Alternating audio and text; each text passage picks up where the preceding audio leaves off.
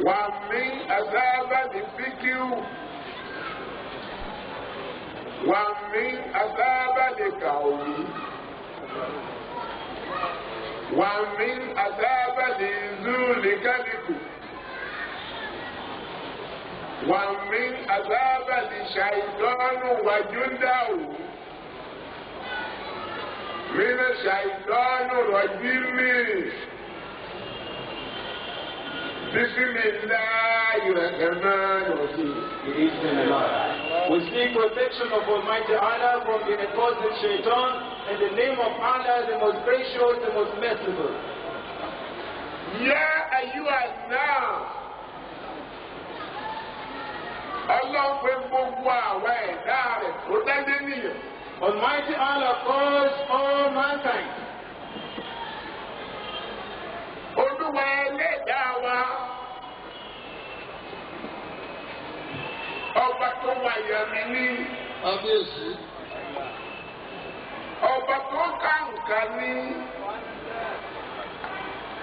Ọba tó tóbi ní. Ọba tó ga forí gbogbo ohun tó ga. Ọba oníkàpá lórí gbogbo. Báyìí lọ́lọ́ ń jẹ́ ìpìlẹ̀ àtòpin fún gbogbo nǹkan.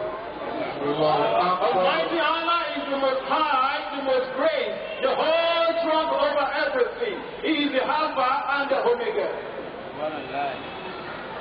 Ẹ̀yin mú mi ni ọ̀rọ̀ tá a bá lọ lọ́wọ́ ní ìsìn. Ó ti pé gbogbo àbá ńlá ayé lẹ́nìyàn àti ní àdìjọ̀nù wọ́n parapọ̀ wọ́n fẹ́ rọ Ọlọ́run lóyè wọ́n tẹ̀ ti rọ̀ ọ́ nínú ọkàn wọn ni agalẹ̀ wọn ni òkú rẹ̀.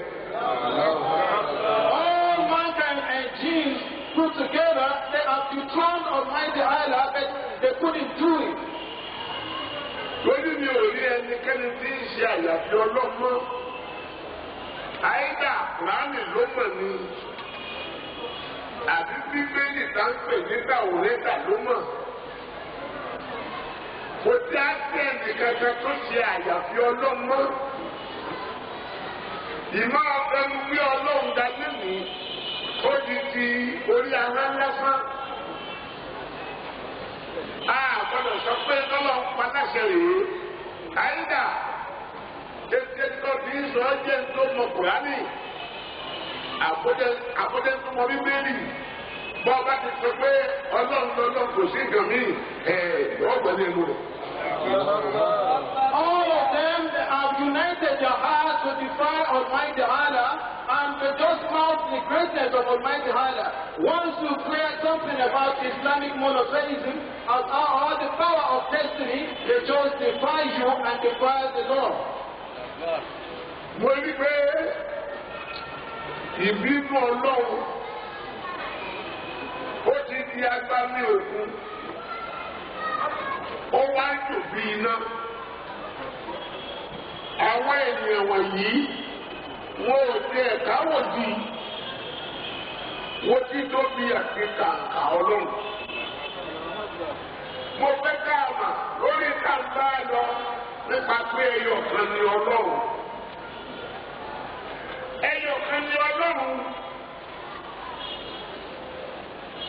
Ó dẹ̀ hàn sí tẹrú ọmọ wa. Àbẹ̀rẹ̀ tí ó bá tá a bá ṣẹ̀ṣẹ̀ bí tí ò dín nílà áká yìí yóò sọ fún ọ̀pọ̀ pé ẹyọ kan ni Ọlọ́run lórí kíni. Ǹjẹ́ a lè rí ìtọ́ka sí pé sámà tí ó wà lókè yìí Ọlọ́run ló dáa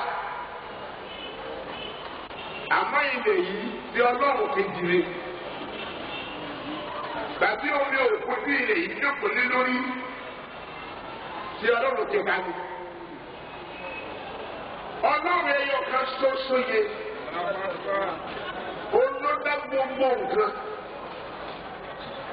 Bí òṣìṣẹ́ ẹ̀dá míì tá a lè rí tọ́ka sí kọjá ẹ̀dá àti ẹ̀mí kan ṣoṣo. The wrath of Almighty Allah is burning like wildfire. And when we are talking about Islamic monotheism, that Almighty Allah is one and only, that you people do not believe in this. Because there is no reference to say that Almighty Allah has created the heaven and the earth, and other gods created the earth beneath it, or on which the sea on which the earth is standing. And when we cannot see any reference to this, that means that Almighty Allah is in control. He is one and only. Ọlọ́run wa bó ṣe wá di Ọlọ́run tí ò ní yé mọ́ ìyè òye mi. Nítorí pé pípe Jésù ní Ọlọ́run tàbí Olúwa pàtí mo rò ó títí ọpọlọ mi ò gbé torí mi ò ní làákà ìtó bẹ́ẹ̀. Àmọ́ ìwọ̀nba làákà ìtọ́lọ̀ fún mi ó fi yé mi pé ìbínú Ọlọ́run ló wà lórí àwọn pípe Jésù ní Ọlọ́run tàbí Olúwa. Ìbínú Ọlọ́run ló wà lórí àwọn tó ka Kùránì sábà pé ẹyọ̀kan ní Ọlọ́run, ṣùgbọ́n wọ́n ní nǹkan míì kan tó gbé ẹgẹ̀lé lẹ́yìn Ọlọ́run ọ̀hún. Ìgbẹ́dá sí pé Ọlọ́run ní Ọlọ́run lẹ́nu ẹlẹ́sìn Ìsìláàmù tó ka Kùránì tí orí ahọ́n lásán ni, nítorí pé wọ́n ní nǹkan míì lágbẹ́kẹ̀lé lẹ́yìn Ọlọ́run. I can see today that the people do not believe in God anymore because it is the wrath of Almighty Allah on them that made them to believe, to turn the monotheism to polytheism, because they believe that Jesus is Lord and Jesus is God. I do not see the reason why they should believe this. And the Muslims also, they believe that they believe in the oneness of God, but they not this because they have trust in all other things besides Almighty Allah. I do not see the reason why you should join in worshiping of Almighty Allah and other things. Nínú Bíbélì, Tàórátà tá a gbọ́n Músá, àti nínú Kùránì tá a gbọ́n Ànábì Muhammadu. Nínú méjèèjì yìí lÓlúwa ti fi ara ẹ̀ hàn pé ẹnikẹ́ni kò sí kọjá o ní mímọ́ abẹ Ọlọ́run nìkan ní bẹ kátólíkà bá ẹrí ẹlòmíì dáàbì ṣàpèjúwe rẹ̀ ẹni káàárẹ̀ tí ó máa bẹ tí òní ṣe tó dá o Ọlọ́run ò lẹ́ni tó dá ọba nìyẹn ò hàn sí ẹ. Ọlọ́run kì í kú. Kíkú tí Jésù kú ló jẹ́ ká mọ̀ wípé kì í ṣe Ọlọ́run kì í ṣe Olúwa. Ìbábá sí ìmáa fẹ́ Jésù lórí ilẹ̀. Wípé ó ní màá pé ìyá pé ó ní ìyá Màríà nìyá ẹ̀. Ọlọ́run kọ́ ní ẹnìkan òbí. Bí Jésù bá ní ìyá bíi Màríà kìí sọ Ọlọ́run kìí ṣe Olúwa. Bí Jésù bá ń sùn Ọlọ́run tó dá wa kìí sùn. Àti pé Jésù kìí ṣe Olúwa kìí ṣe Ọlọ́run. Pàápàá ibi tá a bá ọ̀rọ̀ ẹyọ̀kan ni Ọlọ́run dé lánàá ká lọ gbé ní ìpìlẹ̀. Nítorí àwọn tí ń pe Jésù ní Ọlọ́run tí gbogbo àwọn èèyàn tó wà lórí ilẹ̀ ń rò pé wọ́n jẹ́ odindi ènìyàn tó ní ọpọlọ. Ṣùgbọ́n bí pe Jésù tó ń pe Jésù ní Ọlọ́run yìí, ìgbà náà ni mo mọ̀ pé Olúwa mi ti máa ń kàlí wọn jẹ́. Nítorí pé Olúwa mi fi ara ó fi wọ́n dá ọ̀tá ara rẹ̀. Ó sì fi ara rẹ̀ sí ọ̀tá wọn. Ó bínú sí wọn táwọn òṣèré ká máa ṣe ẹ̀dá tó ń dá dípò fún lọ. We could see in the Bible that Almighty Allah proclaimed that He is one and only. We could see in the Holy Quran that Almighty Allah proclaims that He is one and only. And we couldn't see any reference that there is any other God besides him, because Almighty Allah was not created by anyone. If you can see anyone amongst you that was not created by God, come and prove to me so that I can believe that he is God also. And you claim that Jesus Christ is the God or your Lord. And you see that when Jesus was alive, he slept, and the God who created us does not sleep. And you can see that when Jesus was alive, he ate. And we can see that God who created all of us does not eat. If Jesus could be given birth to by a woman, just like Mary, that means that Jesus is not God and Jesus is not Lord. For you people to believe that Jesus is God or Jesus is Lord, I could see that Almighty Allah has destroyed your intelligence. That is why you believe that human being is your God. Lójú onímọ̀ nípa ìwé òfin ọlọ́run méjèèjì,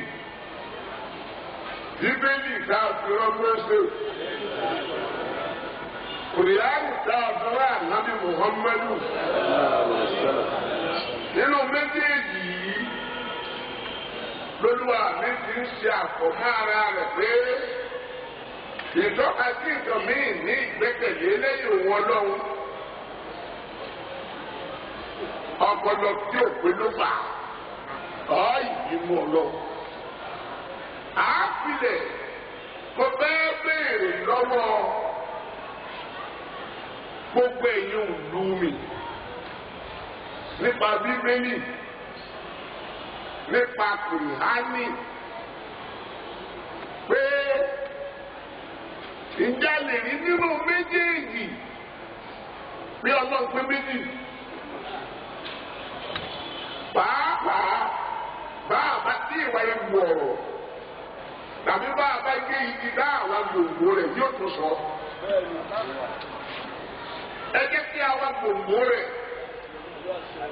kọ́kù ìbéèrè lọ́wọ́ àwọn ọ̀rọ̀ pé lẹ́yìn gbòǹgbò kan mi kù bẹ̀. Almighty Allah is telling you that He is one and only, and we could see this in the reference from the verses of the Quran and the Bible. And those who claim that Jesus is God and Jesus is God, I could see that they have lost their understanding. If we couldn't see this, it means that Almighty Allah is one, and there is no one except Him. Gbogbo dédé èyí tẹ́ ẹ jẹ́ onímọ̀ nípa Kùránì. Àtẹ̀yìntẹ́ ní ìmọ̀ nípa Tàwórátà. Ẹ̀yin àbá àtẹ̀wọ́dírì. Ẹ̀yin tẹ́ ní ìmọ̀ nípa ìtumọ̀ gbogbo Kùránì.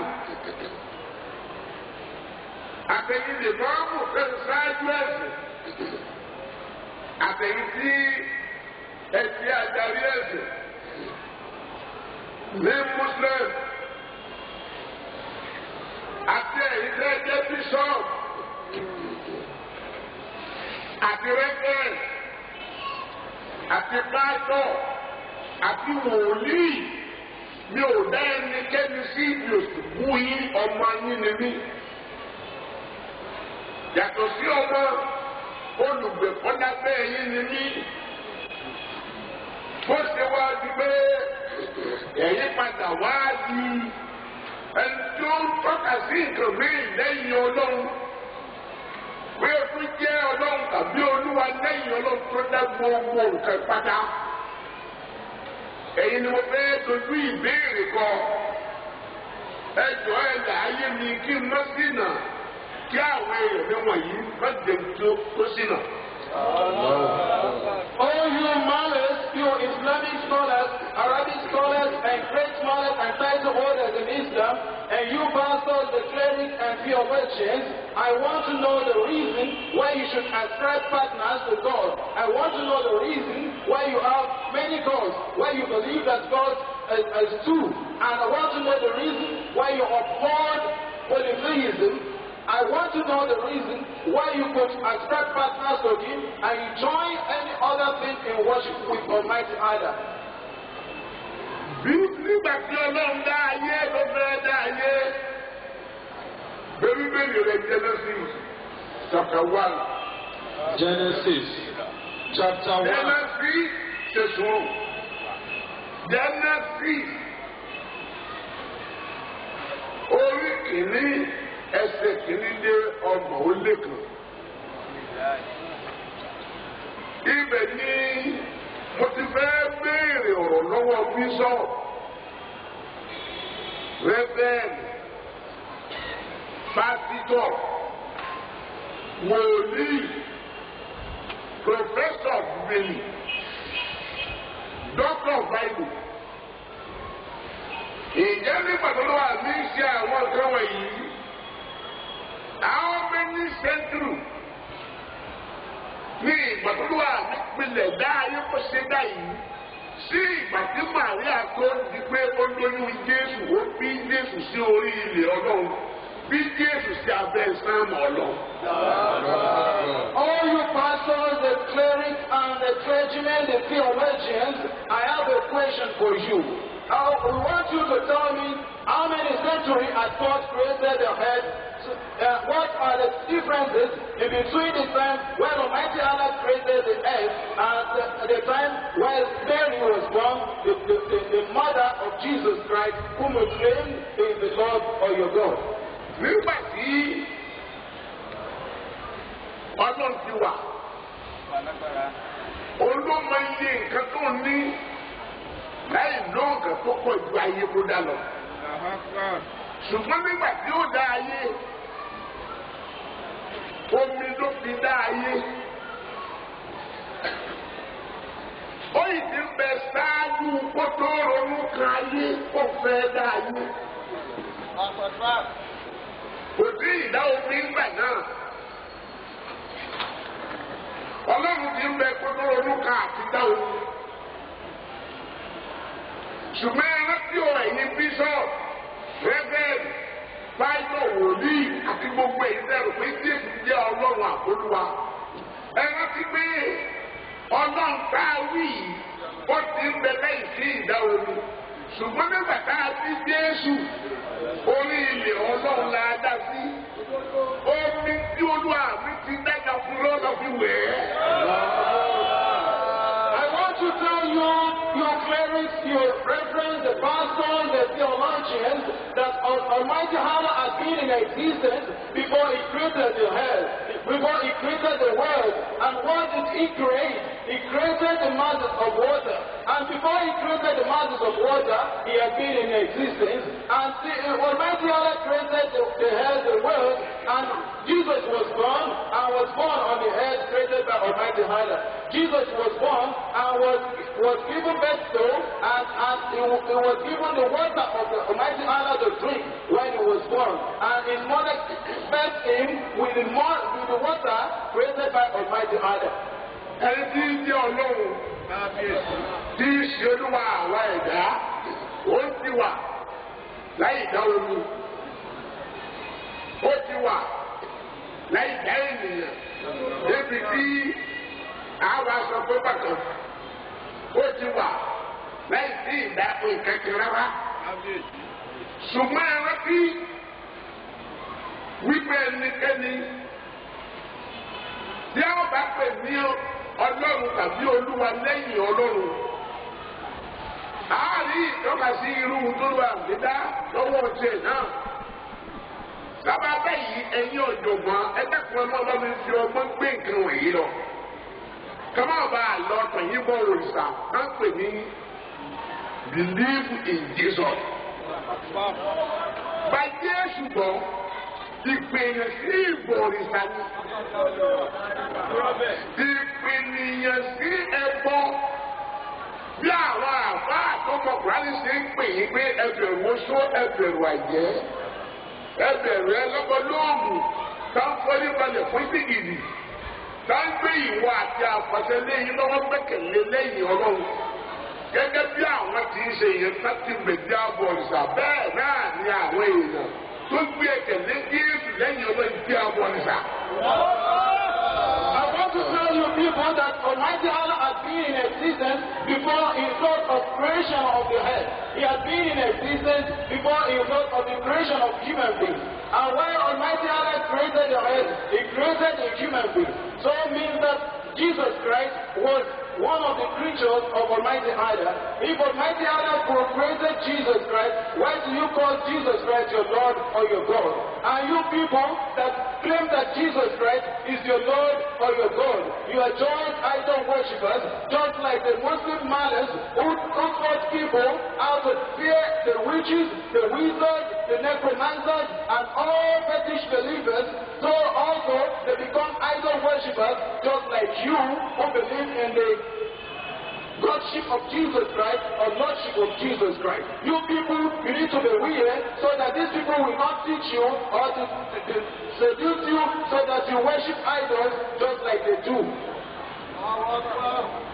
Genesis oyabere ni opere máa kà ní ìdí ọ̀rọ̀ fi sa àìgbọ́sẹ́tì nítorí ìpìlẹ̀ àtòpin òní tí a gbé dání. Ìtumọ̀ agbọ́dọ̀ yẹn pé tí ó pa àwọn kan run lọ́gbà kọ̀ tí ó sì sọ àwọn kan lórí ilé wájú ọlọ́gbà bá tẹ̀lé ìlà ẹgbẹ́nu lé. We want to tell you that what we are reading now is not things that will save you if you follow them. It will give you salvation. But if you refuse to follow them, you shall perish. Torí àti Muslim àti Christian yóò náà gbé ẹyọ kan. Wọ́n tó àti pẹ̀lú àti nínú sí wọn débi pé wọ́n ò jẹ bí Ọlọ́run léyìn wọ̀n mọ́. Both Christians and Muslims, they do not believe in Islamic monotheism and they have defied Almighty Allah. Níbo ni Jésù wà? Nígbà tó wà ní ṣiṣẹ́ ayé tó fẹ́ dá ayé. Genesis oya. Genesis chapter 1, beginning from verse 1. In the beginning, when God created the universe, 2. The earth was formless and desolate. The raging ocean that covered everything was engulfed in total darkness, and the power of God was moving over the water. 3. Then God commanded, "Let there be light," and light appeared. 4. God was pleased with what he saw. Then he separated the light from the darkness. Genesis orí kìíní láti ẹsẹ̀ alákọ̀ọ́kọ́. Ní àtètèkọ́ṣe, Ọlọ́run dá ọ̀run òun ayé. Kábíyèsí. Kábíyèsí.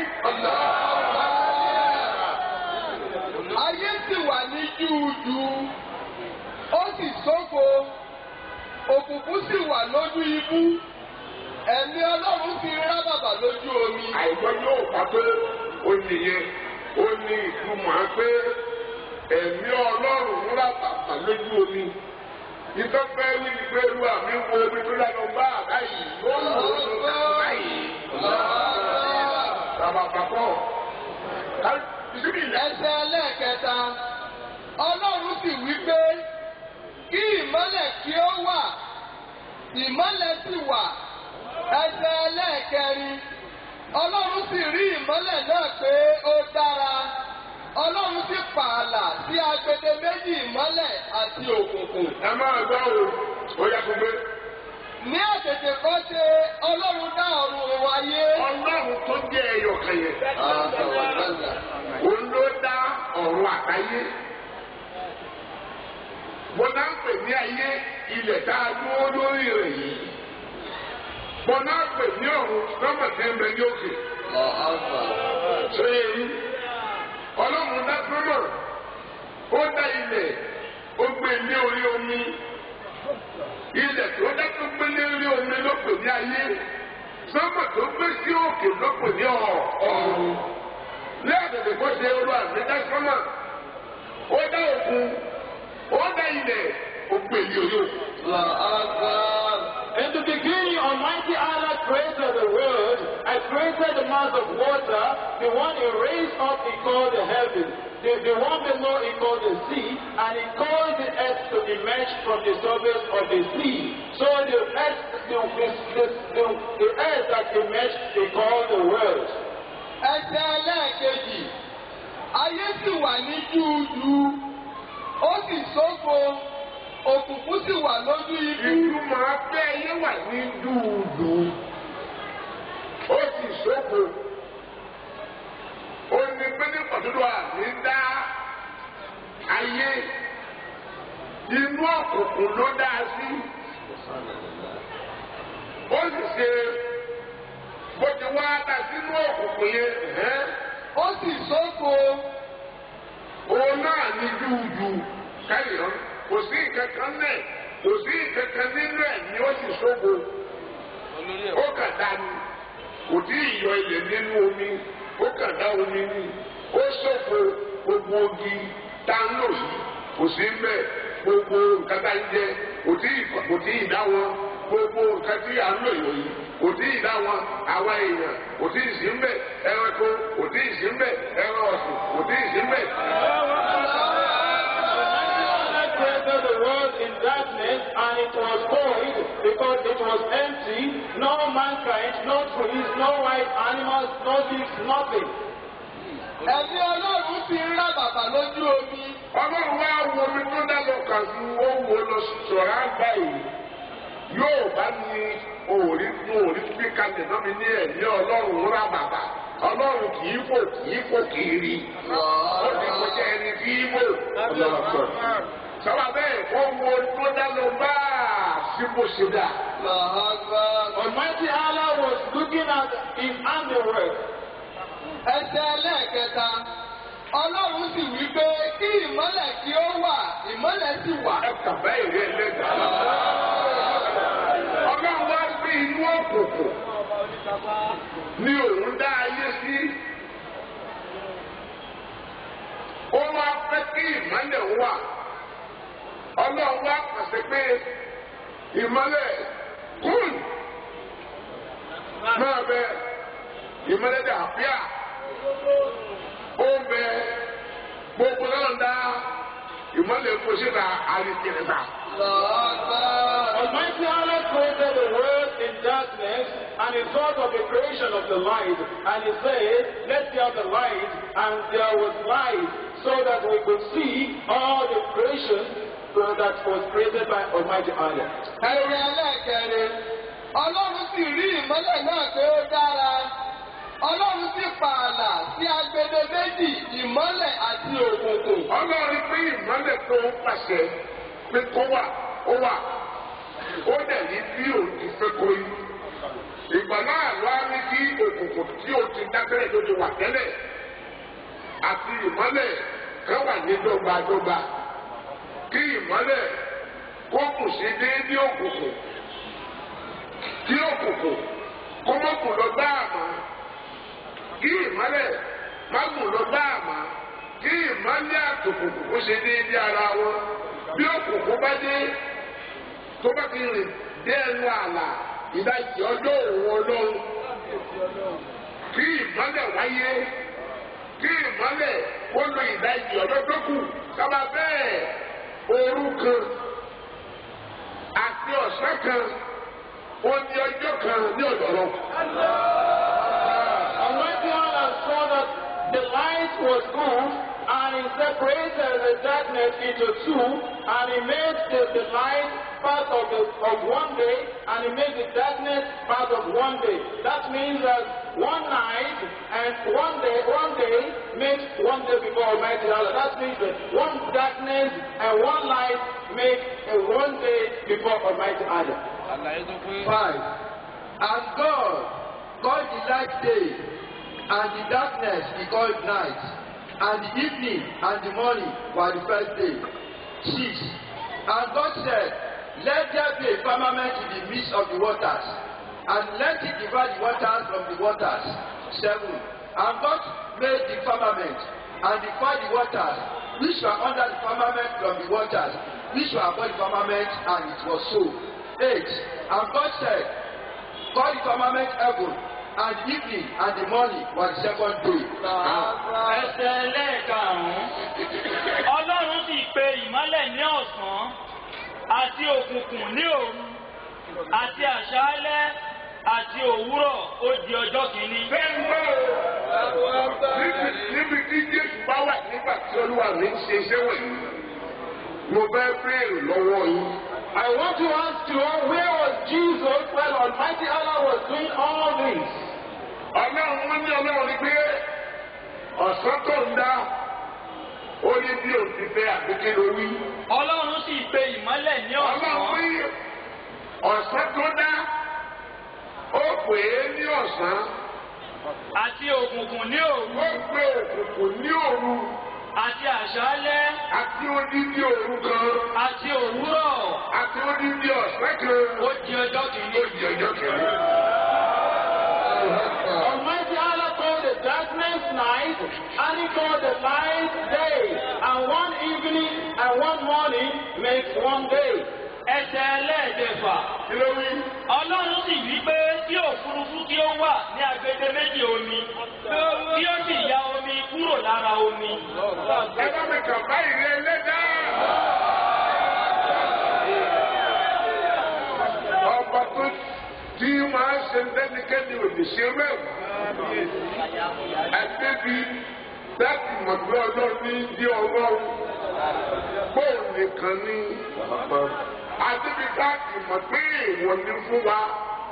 Kọ́lọ̀ ń pàṣẹ ká fún ayiri èwo ká tó ṣe é.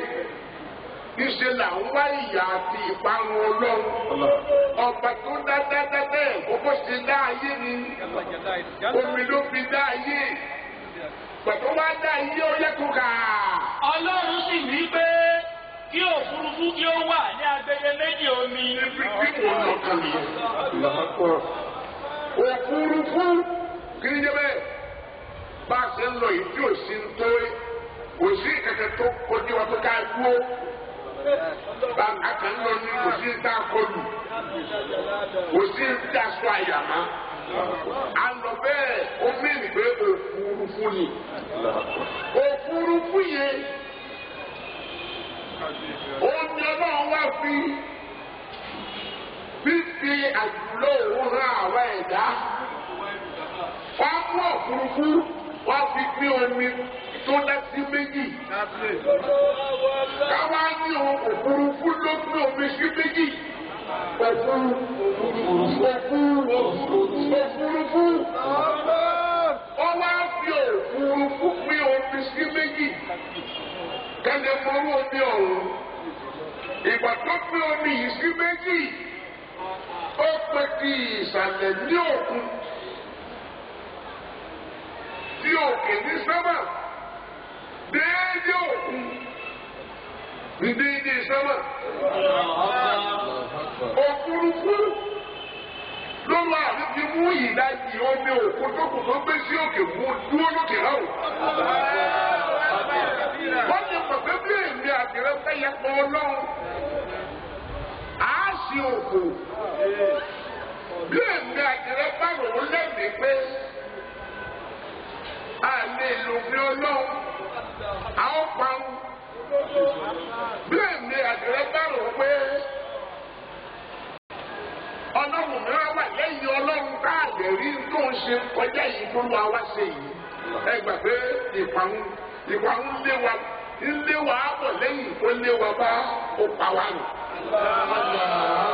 Almighty Allah created the water and separated the water into two. The one He raised up He called the heavens, the one below He called the sea. And He created empty space in between the upper water and the lower water. And we could see that there is no pillar that holds the sky. If you could see the mightiness of Almighty Allah like this, the great word, and we fail to obey His law, that means we have incurred His wrath. That means His punishment is awaiting us. Bishop! Rẹ́fẹ̀ẹ́nì. Ẹ̀rí ọkàn. Pásítọ̀. Wòlíì. Lèmọ́mù. Àyájú. Àbáàdà òsírì. Ṣé ń gbọ́? Ó yẹ kú wí. Ọlọ́run sì wí pé kí òfurufú kí ó wà ní agbede méjì omi, kí ó sì ya omi kúrò lára omi. Omi Ọlọ́run wò ní òkun. Ó wá gbé sí méjì, ó pín sí méjì déédéé. ó pe ìsàlẹ̀ ní òkun èyí tó fi òfurufú gbé sí òkè ló pè ní sánmà bí ibà ṣe ọba kàyàkàyà òfurufú káàfi gbé irú omi òkun yìí sí òkè nítorí ìdájì òkun náà ní sánmà. ẹ̀wọ́ yìí ìdájì òkun ní sánmà ọlọ́tí wàá fi òfurufú lásán gbé sí òkè èyí tí yóò jẹ́ kó yé èmi àti rẹ pé irú ọlọ́run kò sí irú agbára rẹ kò sí nígbà tó lọ nínú gbogbo agbára yìí tó fi ìkápá rẹ̀ hàn wáyìí mò ń béèrè níbo ni Jésù wà tọ́lọ́wọ́ tí ìdá ènìyàn débi tí yóò wá kan Màríà tó wà lóyún Jésù ọlọ́run kan níbẹ̀ níjọ́ tí ń dá àwọn nǹkan tí ń dá yìí ó gbé omi ó pín sí méjì ó gba bébù lásán gbé tòkè sí òkè ó wá mú tòkè yẹn ó ṣe ní floor by floor lọ́nà méjì lóbi ní sábà kàmọ́ wáàtì ìgbà tó ṣe sọ́mà ní floor méje ìgbà tó bá ṣe òkú náà ó ti gbé ara gbádùn kan ṣoṣo lò ọlọ́run wá dá ilẹ̀ ní méje ṣe déédéé ní nípa bó ti ní kí sábà wò nípa ní fúlọ́ọ̀gù ọ̀kan ó wá dá ilẹ̀ náà ní nípa bẹ́ẹ̀ sínú agbami òkun ìyẹn náà wá wà bẹ́ẹ̀ ilẹ̀ kìíní nísàlẹ̀ lọ́wọ́ ilẹ̀ kejì ilẹ̀ kẹta ilẹ̀ kẹrin ilẹ̀ kìíní o òun náà tún ní òfurufú bí ibi tí sábà wò sí ilẹ̀ kejì náà ó tún ní òfurufú sí ilẹ̀ kẹta náà ní òfurufú sí ilẹ̀ kẹrin náà ní òfurufú sí ilẹ̀ karùn náà ní òfurufú sí ilẹ̀ kẹfà ilẹ̀ kẹta náà ní òfurufú sí ilẹ̀ keje òun la wà lórí nítorí ọbẹ̀ fún omi ó wọ omi títí ó kù díẹ̀ níwọ̀nba ọlọ́ọ̀ni mọ̀ wọnú omi kan nítorí àwọn ẹ̀dá tí màá dá tí mi ò ní jẹ́ kí wọ́n lè gbénú omi bí ènìyàn bí ẹran ọ̀sùn bí ẹranko bí ẹyẹ lónìí ìdẹ̀dọ́kù ẹlẹ́kẹ̀yẹ mọ̀ wọ́n mi tán àwọn tí ó mọ gbé ibẹ̀ yẹn àwọn ò ní gbé inú omi. wọ́n fẹ́ béèrè lọ́wọ́ yín kẹ́lẹ́ pé irú ọlọ́run ọba tẹ́yìn sọ pé ẹ̀ lè lo omi rẹ̀ kànga wọlé gbẹgbẹ dé òpin ilẹ̀ àkọ́kọ́ rí. answer my question ẹfẹ sọ gbogbo ẹ̀yìn ìyẹn ni mo bá wí gbogbo àfà gbogbo wòlíì gbogbo ènìyàn gbogbo àyànnú. ilẹ̀ ìyẹ́ yìí ti gbẹ ní ẹdí òpin rẹ̀ yìí ẹgbẹ́ kànga tó kù ẹgbẹ́ kọ́ olùwẹ́ ẹ̀rí ilẹ̀ ń bẹ̀ mọ́ ó mí nìpín ní nípa ilẹ̀ gan some million miles ẹ̀ka báyìí rẹ̀ rẹ̀. We could see the greatness of Almighty Allah in His creation. He created the mass of water and He separated the two into two. The one He raised up He called the heaven, the one below He called the sea, and He caused the earth to emerge in the surface of the sea. And He created the heaven in 7 firmaments, just like He created the earth in 7 firmaments. The first one, between the first one and the second one there is a firmament. Between the third and the fourth there is a firmament. Between the fifth and the sixth there is a firmament. And the 7th floor, it caused to remain on the surface of the water, where He created the trees, the wild animals, and all human beings, so that it makes it habitable for us.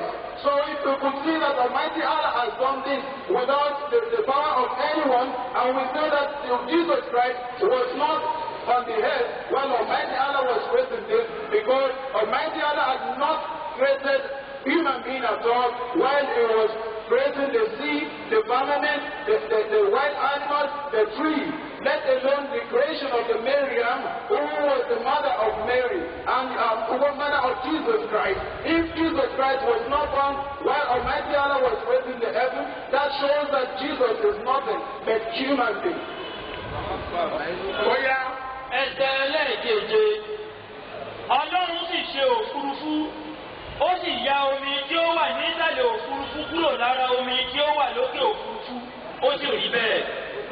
ohun tí a ti wí náà nìyẹn pé òfurufú ló gbé sánmà ló gbé omi ìdajì sókè kúrò lára òkun.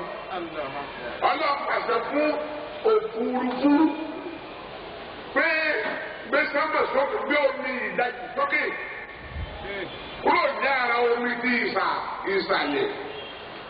Ọlọ́run pàṣẹ pé rí bẹ́ẹ̀ kúrò rí bẹ́ẹ̀ mo fún ìrẹ́ òfurufú ní agbábẹ̀ kọ́ lè gbé ìdajì omi sí òkè.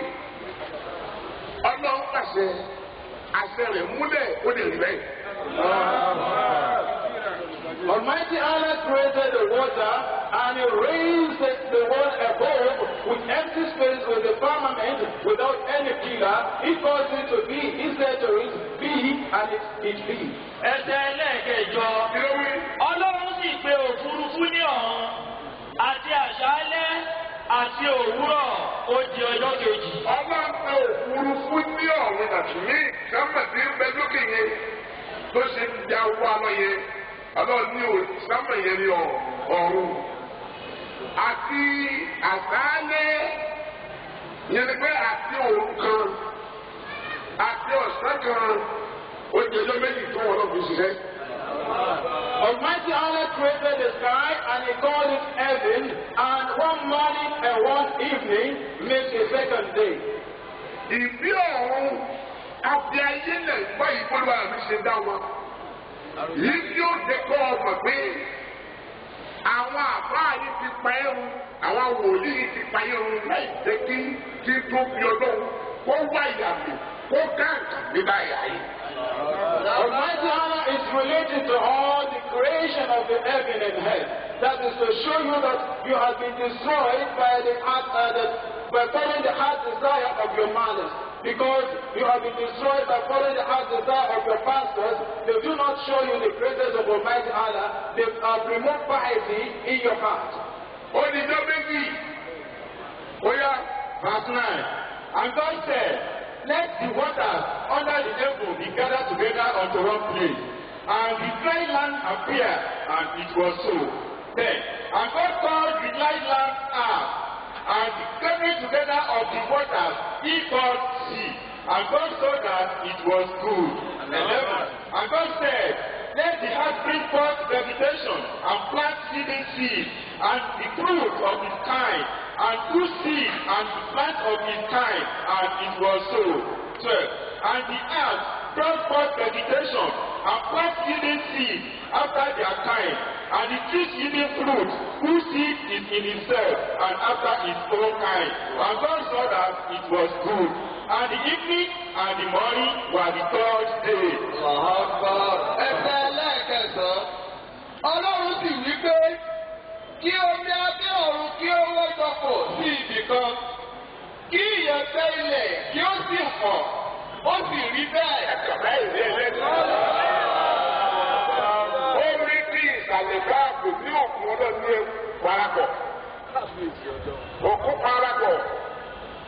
Olúwa mi mú ilẹ̀ ó ti gbọ́nú omi òkun ìkíní kejì kẹta kẹrin karùn-ún kẹfà ẹ̀keje. Kó má wọlé tán kó jẹ́ ìyẹ̀fẹ́ ilẹ̀. Yìí tí àwa èèyàn ó ní àǹfààní àti ìlùsí bẹ́ẹ̀ akẹ́rọ̀ oko àti ẹ̀yẹ. Almighty Allah caused the head to emerge from the surface of the sea and made the earth habitable for the mankind and the wild animals and the birds and the trees, and He created opulent vegetation. Ẹsẹ̀ ẹlẹ́ẹ̀kẹwàá, Ọlọ́run sì pè ìyẹ̀fẹ́ ilẹ̀ ní ilẹ̀, ó sì pè ìwọ́jọpọ̀ omi òkun ní òkun. Ẹ̀kọ̀bá ìwé ẹlẹ́gbẹ̀ẹ́.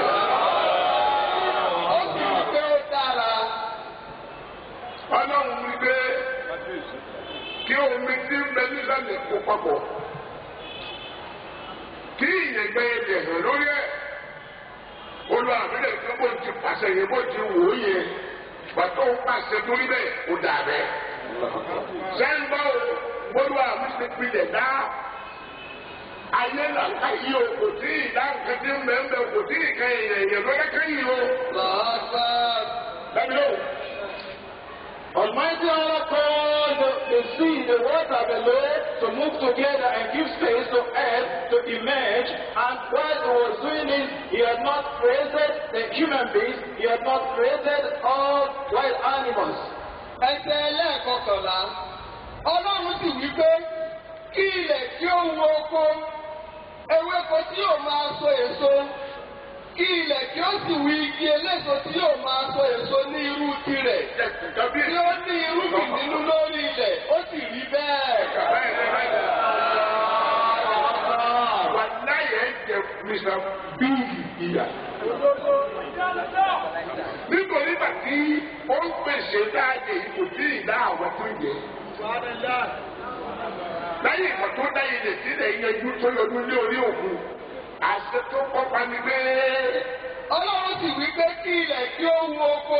Wọ́n pàṣẹ fún ìrẹ́ ilẹ̀. Gbogbo onígbò jáde. Bẹ́ẹ̀ láti kàkà ìrẹ́ You human beings, you will experience humiliating torment because when Almighty Allah was creating the food, the fruits you will eat, you had not been created.